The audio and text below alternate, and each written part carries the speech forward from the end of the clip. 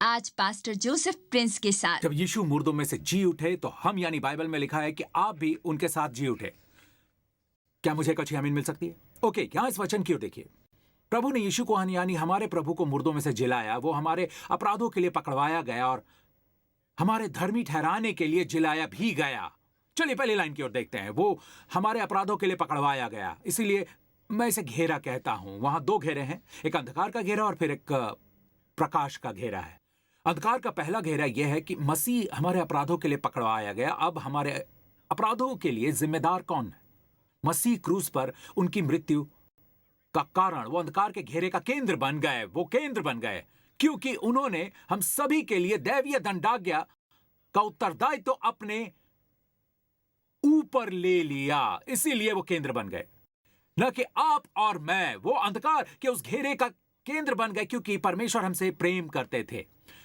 अब उसी के अनुसार हम दूसरे यानी प्रकाश पर आते हैं, बल्कि एक और घेरे पर यानी प्रकाश के घेरे पर। एक सुंदर घेरा है और वहां हम उन्हें केंद्र में पाते हैं यानी पुनरुत्थान। हमारे धर्मी ठहराए जाने के लिए उन्हें जिलाया गया। मुझे यंग का अनुवाद पसंद है, मुझे यंग का अनुवाद बहुत पसंद है। ऑलराइट, यंग इस तरह से कहता है कि जो हमारे अपराधों के कारण पकड़वाया गया और हमारे धर्मी ठहराए जाने के कारण जिलाया गया, जिस क्षण परमेश्वर ने हमें धर्मी घोषित किया, उसने अपने पुत्र को मुर्दों में से जिला दिया। ये सुनिए, इसका आशय यह है कि यदि हमें धर्मी घोषित नहीं किया जाता तो यीशु मुर्दों में से जीवित नहीं होते। वाह, मैं इसे फिर से कहूंगा। इसका आशय यह है कि यदि हमें धर्मी घोषित नहीं किया जाता, यदि यह परमेश्वर के सामने तय नहीं हुआ होता, तो यीशु मुर्दों में से जीवित नहीं होते। इसीलिए आज जब हम यीशु के मुर्दों में से जीवित हो जाने के बारे में सोचते हैं तो यह सिर्फ मृत्यु पर विजय पाने के लिए नहीं है, यह वैसा ही अद्भुत है। मुख्य सच्चाई यह है कि यह घोषणा है कि आप दोष मुक्त किए गए, क्योंकि वही देह यानी यीशु के देह जिसने हमारे सभी पापों को, हमारे सभी अभिशापों को, हमारी दंड की आज्ञा को और हमारे अपराध को सहन किया, मुर्दों में से जी उठा, उन सभी से शुद्ध हो गया। इसीलिए यही हमारा भाव होना चाहिए। बाइबल में असल में रोमियो 6 में लिखा है, क्योंकि वो जो मर गया तो पाप के लिए एक ही बार मर गया और परमेश्वर के सामने जी उठा, ऐसे ही तुम भी अपने पाप को पाप के लिए मरा, पाप के आरोप से मुक्त समझो। आपके विरुद्ध पाप का कोई आरोप नहीं लगाया जा सकता। कुछ लोग कहते हैं पास्टर प्रिंस ऐसा कहने से सावधान रहें। मुझे सावधान रहने की जरूरत नहीं है। यह बाइबल है। बाइबल उसकी धार्मिकता की घोषणा करते हुए कहती है। असल में बाइबल में लिखा है कि हमें धर्मी घोषित किया गया है, क्योंकि हमें धर्मी घोषित किया गया इसीलिए मसीह जी उठे। उन्होंने 1 कुरिन्थियों 5:17 में दिखाई है कि 1 कुरिन्थियों 5:17 यदि मसीह नहीं जी उठा तो तुम्हारा विश्वास व्यर्थ है और तुम अब तक अपने पापों में फंसे हो। इसीलिए दूसरे शब्दों में, यदि मसीह नहीं जी उठा तो बूझिए क्या, तुम्हारा विश्वास व्यर्थ है और तुम अब तक अपने पापों में फंसे हो। लेकिन तथ्य यह है कि मसीह जी उठे हैं। मसीह जी उठे हैं। तथ्य यह है कि मसीह जी उठे हैं। हालेलुया। और हम इस पुनरुत्थान का जश्न मनाते हैं, इस पुनरुत्थान की सुबह। तथ्य यह है कि आप परमेश्वर के सामने धर्मी के रूप में उपस्थित होते हैं। मैं इसी समय आपको कहानी बताना चाहता हूं। 3 प्रधान दूत हैं, ऑलराइट। वहां माइकल है, गैब्रियल है और वहां लूसीफर है, जो आगे चलकर शैतान बन गया। और बाइबल में इस तरह से लिखा है और उनका संबंध धार्मिकता से है। बाइबल में लूसीफर के बारे में लिखा है एहेजकेल 28 में, तू छाने वाला अभिषिक्त करूब था, जो मुझे वाचा के संदूक की याद दिलाता है। आपको याद है बाइबल में लिखा है, जब आप वाचा का संदूक बनाते हैं, उनके संदूक का चित्र दिखाइए। गौर कीजिए कि परमेश्वर कहते हैं कि वाचा का संदूक 2 करूबों के साथ बनाया ताकि वे परमेश्वर की पवित्रता के संरक्षक हों, वे परमेश्वर की धार्मिकता के संरक्षक हों।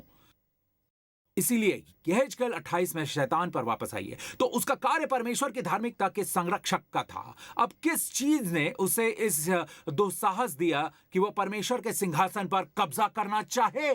किस चीज ने उसे ये सोचने पर मजबूर किया कि वो परमेश्वर का सिंहासन प्राप्त कर सकता है? आप ऐसा सोचते हैं, मेरा मतलब है ये एक व्यर्थ प्रयोग है। खैर, हम उसे जानते हैं, आपको पता है।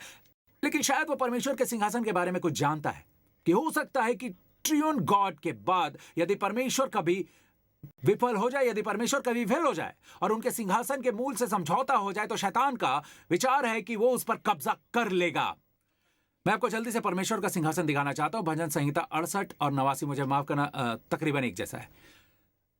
धर्म और न्याय तेरे सिंहासन का मूल है। धर्म और न्याय परमेश्वर के सिंहासन का मूल है। परमेश्वर का सिंहासन धार्मिकता पर स्थापित किया गया है। कहिए आमीन। करुणा और सच्चाई तेरे आगे चलती है। यह करुणा और सच्चाई, बाय द वे, ये चेसेट वी इमिट, और ये मत भूलिए कि इब्री में व्यवस्था मूसा द्वारा दी गई, पर चेसेट वो इमिट यानी करुणा और सच्चाई असल में यीशु से आई है। ऑलराइट, तो ये है करुणा और सच्चाई। इसीलिए ये परमेश्वर को पसंद है। परमेश्वर के आगे आगे क्या चलती है? करुणा और सच्चाई, अनुग्रह और सच्चाई, सच्चा अनुग्रह, सच्चा अनुग्रह। पर उनका सिंहासन धार्मिकता पर स्थापित किया गया है। अब शैतान माइकल और गैब्रियल के साथ क्या बनने के लिए बनाया गया था? करूब। करूब का क्या मतलब होता है? परमेश्वर की धार्मिकता का संरक्षक। और अब शैतान कहता है परमेश्वर ने मनुष्य नाम की एक नई सृष्टि बनाई है, यानी आदम, और मैं देखता हूं कि परमेश्वर उसे बहुत प्रेम करता है। जैसे मैं आप में से कुछ को देखता हूं, आपके पास एक नौजवान बच्चा है, ऑलराइट, थोड़ी देर बाद मैं आपके से दोबारा मिलने आता हूं, मैं देखता हूं कि आप उतने छोटे बच्चों को किस तरह प्रेम करते हैं। आप सभी मुझे जस्टिन के साथ ऐसा करते हुए देखते हैं, राइट? आप उस बच्चे से प्रेम करते हैं, इसलिए आप अपने मन में सोचने लगते हैं, मैं परमेश्वर को पाना चाहता हूं, तो मैं उसे उस बच्चे के प्रति उसके प्रेम के माध्यम से पाऊंगा, मैं परमेश्वर का कारण बनूंगा। अब ये उसकी बुरी सोच है। पर पास्टर प्रिंस, आप कैसे जानते हैं? इसलिए नहीं कि महान दिमाग वाले एक जैसा सोचते, बल्कि इसीलिए कि मैं बाइबल पढ़ता हूं कि वो मन ही मन सोचता है। आप इसे यशाया में पा सकते हैं। वो मन ही मन सोचता है कि मैं परमेश्वर का सिंहासन ग्रहण करूंगा। पर परमेश्वर का सिंहासन क्या है? परमेश्वर का सिंहासन करुणा और सच्चाई नहीं, ये धर्म और न्याय है। पर परमेश्वर करुणा और सच्चाई पसंद करते हैं। आमीन। जिसने भी अगुवाई की वो समझ सकता है कि हमारे न्यायाधीश इस बात को समझते हैं। आमीन। आपको धार्मिकता का पालन करना होगा, आपको पालन करना होगा, न्याय बनाए रखना होगा, पर आपके हृदय में करुणा और सच्चाई हमेशा होनी चाहिए। आमीन। कभी कभी हमें न्याय करना पड़ता है, लेकिन हमारे दिलों को करुणा से प्रेम करना चाहिए। ध्यान से सुनिए। शैतान कहता है, खैर यदि वो मनुष्य से प्रेम करता है तो मैं परमेश्वर से उसकी धार्मिकता से समझौता कराने का प्रयास करूंगा। जिससे प्रेम करता है मैं उसे असफल कर दूंगा, और फिर मैं देखूंगा कि वो उसे धार्मिकता पूर्वक कैसे क्षमा कर सकता है। इसलिए बिल्कुल उस कहानी की तरह कि कैसे वे यीशु को उसके पास लाए, जब मंदिर में शिक्षा दे रहा था, वे व्यभिचार में पकड़ी गई एक स्त्री को यीशु के सामने लाए। अत्यंत सभ्य ढंग से उन्होंने उसे यीशु के ठीक सामने फेंक दिया। जब वो मंदिर के आंगन में उपदेश दे रहे थे, और उन्होंने कहा, स्वामी, हमने इस स्त्री को व्यभिचार करते हुए पकड़ा। मूसा कहता है ऐसे पर पत्थरवाह करना चाहिए। अब क्या कहते हैं? कोई भी समानता पूरी तरह से संयोग है। और बाइबल में लिखा है कि यीशु ने उन्हें उत्तर नहीं दिया। यीशु बस झुककर उंगली से लिखने लगे। उन्होंने भूमि पर लिखा। यहां इस तस्वीर को देखिए, उन्होंने लिखा। अब इसका कारण मैं आपको दिखाता हूं कि वो पत्थर पर लिख रहे हैं। मैं इसे देखना चाहता हूं। मैं चाहता हूं कि आप इसे देखें। ऐसा इसलिए कि क्योंकि इजराइल जाने का एक फायदा यह है कि आप इस तरह की चीजें देखते हैं, सीखते हैं। परमेश्वर का आत्मा आपको दिखा सकता है। कई साल पहले एक दिन, असल में मैं इजराइल में था, मंदिर के परिसर के क्षेत्र में। मंदिर अब वहां नहीं है। उन्होंने मंदिर के विशाल पत्थरों को भी फेंक दिया है, लेकिन बाजार अभी भी वहां है। परिसर, पत्थर का विचार, सब कुछ वहां है। ओके, तलहट्टी में। और मुझे एहसास हुआ कि कहीं भी घास नहीं है, कहीं भी वो बगीचे जैसा नहीं है, सब जगह पत्थर है। तो जिस स्थान पर यीशु ने शिक्षा दी वो मंदिर का परिसर था। ऐसा तब हुआ होगा जब उन्होंने जमीन पर लिखा। उन्होंने मिट्टी की जमीन पर नहीं लिखा, उन्होंने पत्थर पर लिखा। तो वे कह रहे हैं कि मूसा ने कहा कि ऐसों को पत्थरवाह किया जाना चाहिए, और वो अपने एक्शन से उन्हें बता रहे हैं। आप मुझे बताने का साहस करते हैं मूसा ने क्या कहा? मैं ही वो हूं जिसने व्यवस्था दी।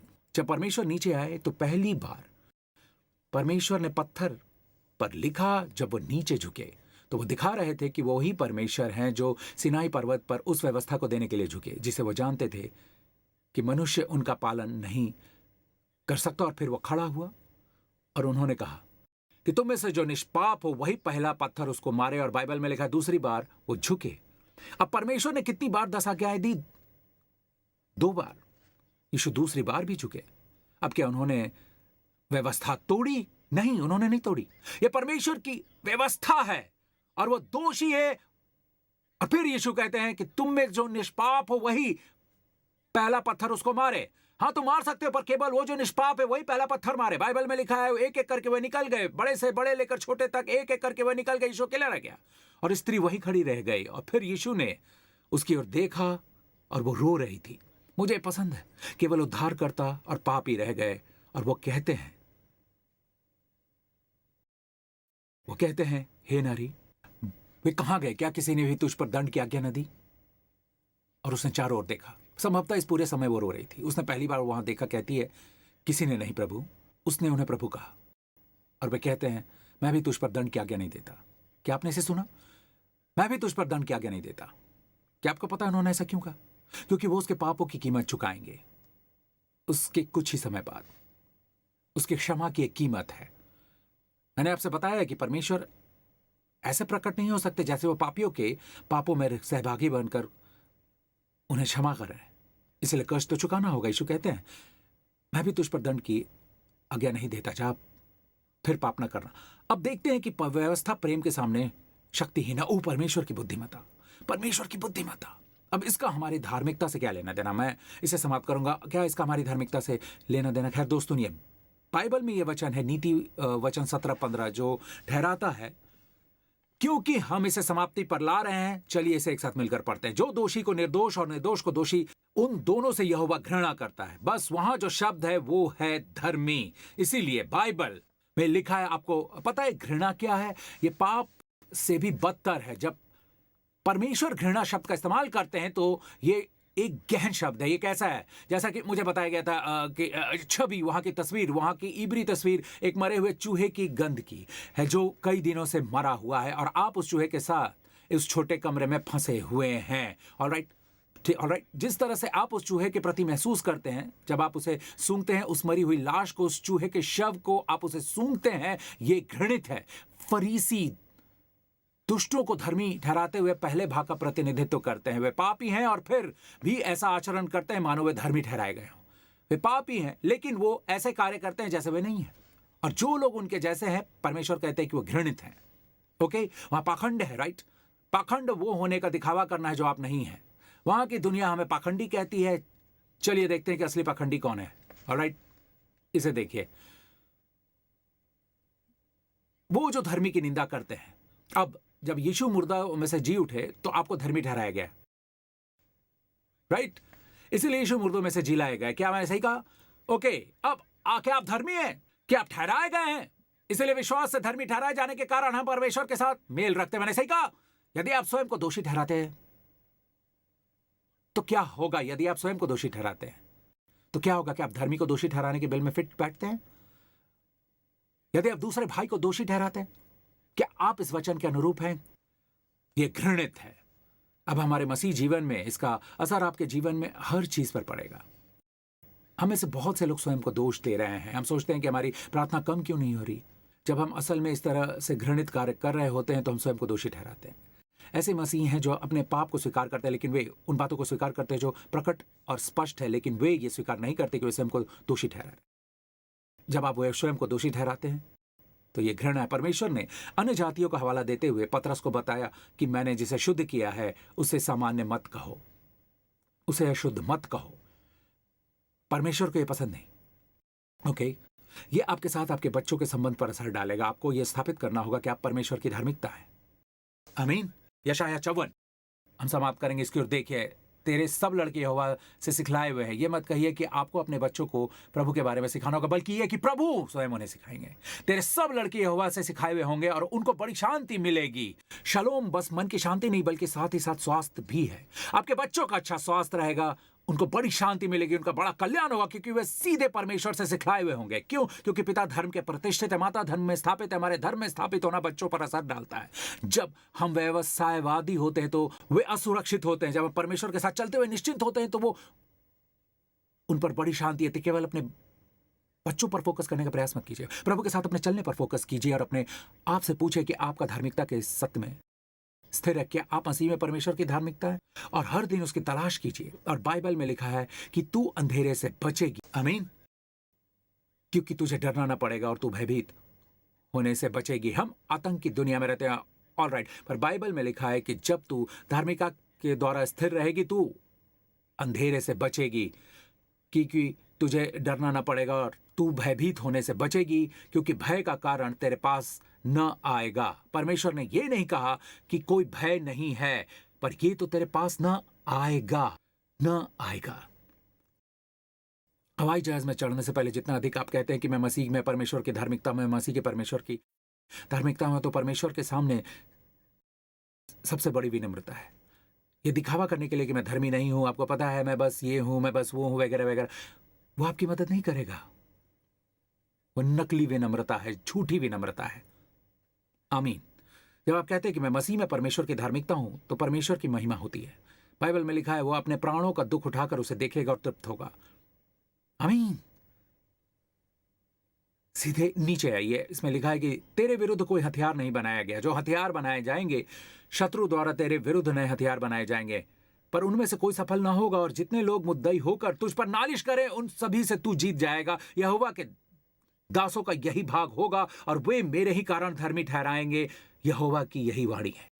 इसीलिए यह आपके व्यवसाय में मदद करता है, यहां तक कि मुकदमा चलाने में भी, चाहे वो जो कुछ भी है। परमेश्वर ने ये नहीं कहा कि तुम नहीं पाओगे, परंतु कहते हैं कि तुम्हारे विरुद्ध बनाया गया कोई भी हथियार सफल नहीं होगा। तुम्हारे विरुद्ध लिखा गया हर एक पत्र असफल होगा। जितने लोग मुद्दाई होकर तुझ पर नालिश करें उन सभी से तू जीत जाएगा। क्यों? क्योंकि हम भले हैं, क्योंकि आप भले हैं, क्योंकि आप धर्मी हैं। नहीं, तुम्हारी धार्मिकता मुझसे है और उसी में तुम्हें स्थिर रहना है। जितना ज्यादा तुम उसमें स्थिर होगे उतना ही ज्यादा तुम उन सत्यों की वास्तविकताओं को अपने जीवन में साकार होता हुआ पाओगे।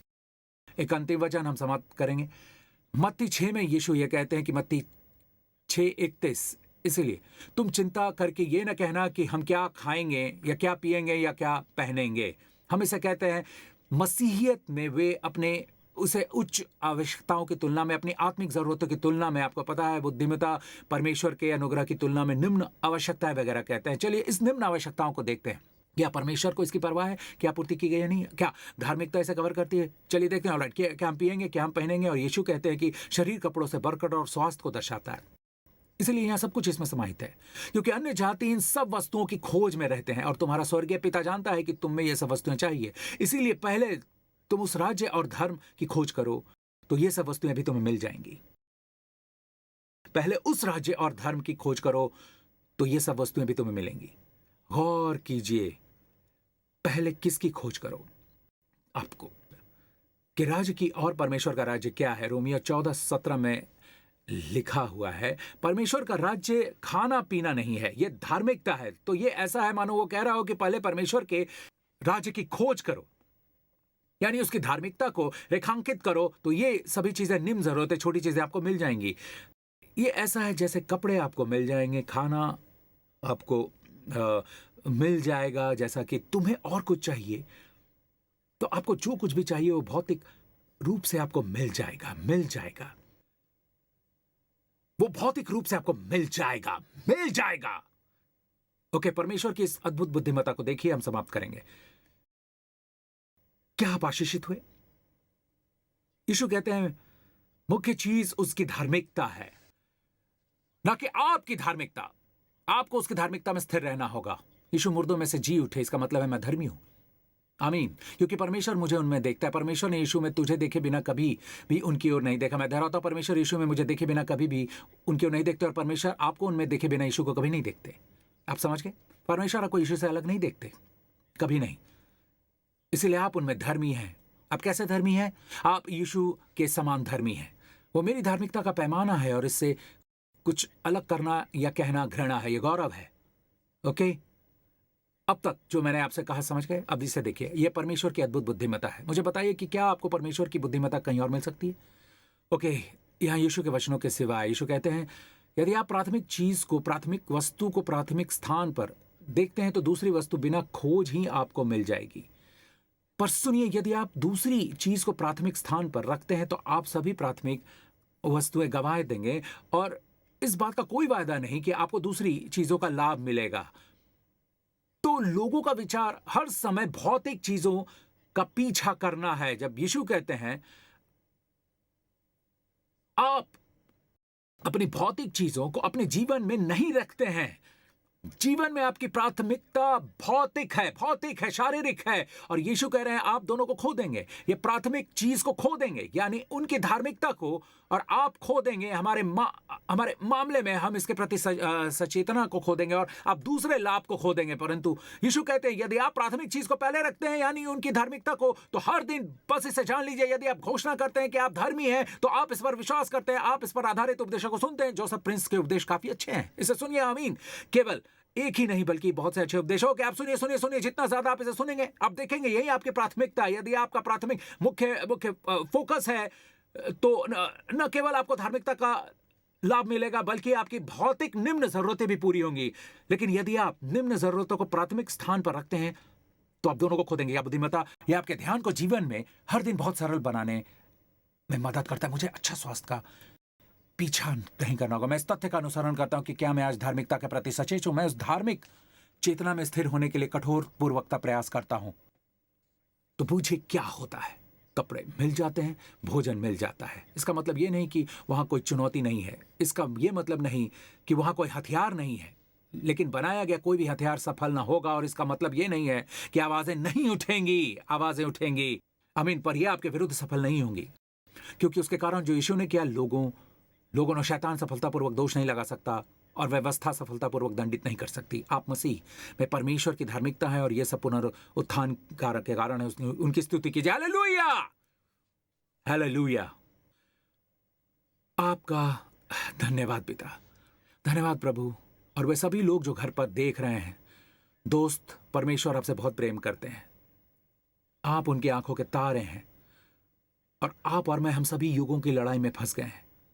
और हालांकि मनुष्य का पतन हुआ है, पर परमेश्वर मनुष्य को नहीं भूले हैं। परमेश्वर मनुष्य से प्रेम करते हैं। और जिस तरह से यीशु, अंग्रेजी में वो छोटा सा गहन शब्द इतना कहते हैं, क्योंकि परमेश्वर ने मनुष्य से इतना प्रेम किया, क्योंकि परमेश्वर ने आपसे इतना प्रेम किया कि उसने अपने पापों के खातिर अपने पुत्र को मरने के लिए भेजा।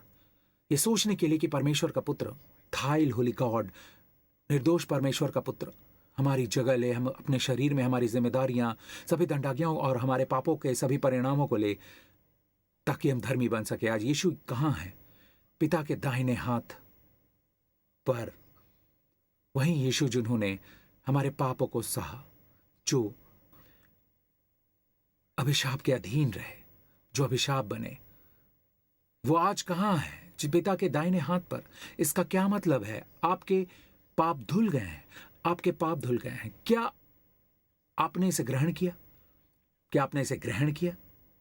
यदि नहीं, तो यीशु मसीह को ग्रहण करने के लिए इस प्रार्थना में मैं आपकी अगुवाई करना चाहूंगा। बस इसे अपने हृदय से कहिए। वो जो घर पर देख रहे हैं, इसे अपने हृदय से कहिए। कहिए, हे स्वर्गीय पिता, मेरा मानना है कि मसीह मेरे पापों के लिए मरे, मेरे सभी अपराधों के लिए उन्हें दंडित किया गया। वो मेरे सभी पापों, अभिशापों, दंडाज्ञाओं, अपराधों और परमेश्वर के सारे क्रोध को सहन करते हुए मरे, और मेरे पापों को उस क्रूस पर भस्म कर दिया। वो फिर से जी उठे। मेरे सभी पापों, मेरे पापों के सभी परिणामों से पूरी तरह से मुक्त हो गए। वो हर शाप से पूरी तरह मुक्त होकर जी उठे, पूरी तरह से। वैसे ही मैं उनसे जिलाया गया हूं, पाप के हर आरोप से मुक्त। पाप के हर आरोप से यीशु मसीह मेरे प्रभु और उद्धार करता है। मुझे उद्धार मिला है, पूरी तरह से उद्धार मिला है। यीशु का लहू अनंत काल के लिए प्रभावी है। यीशु के लहू के द्वारा मुझे धर्मी बनाए रखा गया। मुझ पर फिर कभी पाप का दोष या आरोप नहीं लगाया जा सकता। मैं मसीह, मैं परमेश्वर की धार्मिकता हूं, यीशु के नाम पर। और सभी लोगों ने कहा आमीन, आमीन, आमीन।